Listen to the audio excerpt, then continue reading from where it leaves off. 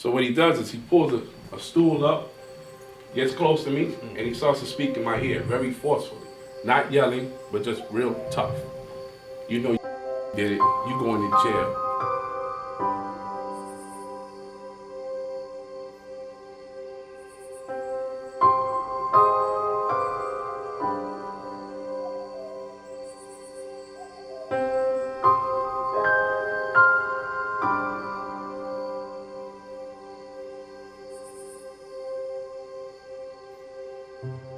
And I can relate to. So without further ado, I'll let them tell their stories. Mr. Raymond, Santana, and Mr. Yusef, Salaam, Court on Coast Central Park 5.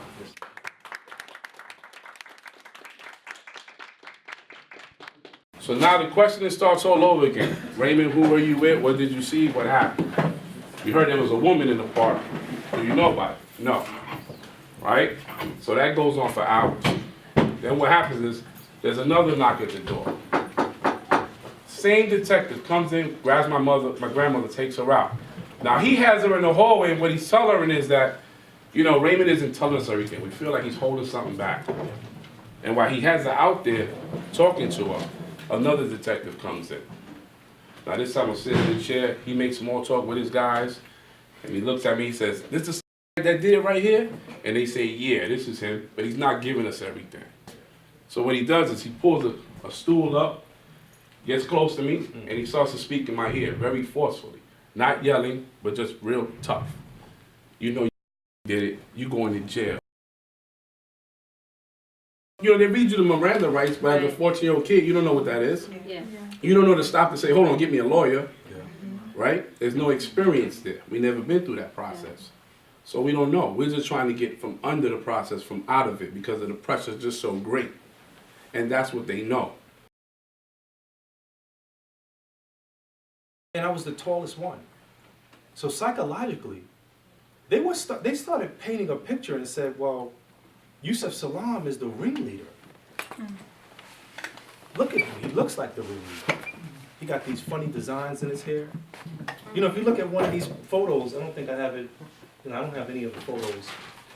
But this is me back in 1989. But is it Newton's third law of motion?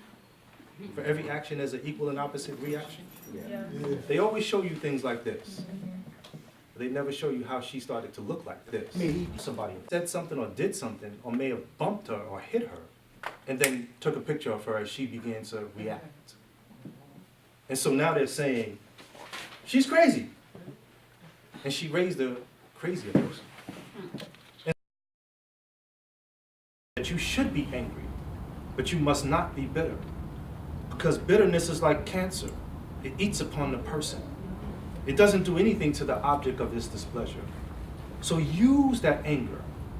You write it, you paint it, you dance it, you march it, you vote it, you do everything about it. You talk it. Never stop talking it. That's what we do. And this is one of the things that we do. And that's what we had to realize and say, you know what, we got to get on this side and speak the truth. Because that's what we're trying to save. Them right here. And if we save one of them, then it's a start. And if we open the minds to everybody else, then now we got a movement that's going on a line to save these young brothers. When you heard them, you see they channeled their anger. That's a major lesson for me. I feel like if they could do that, go to jail for 7 to 13 years out of their life and come home and still be humble, I feel like then I could go through my little bit of problems that I have and still be humble and still be able to move on with life without having regrets and anger towards a lot of other people. I feel like my future will be a very bright, positive future.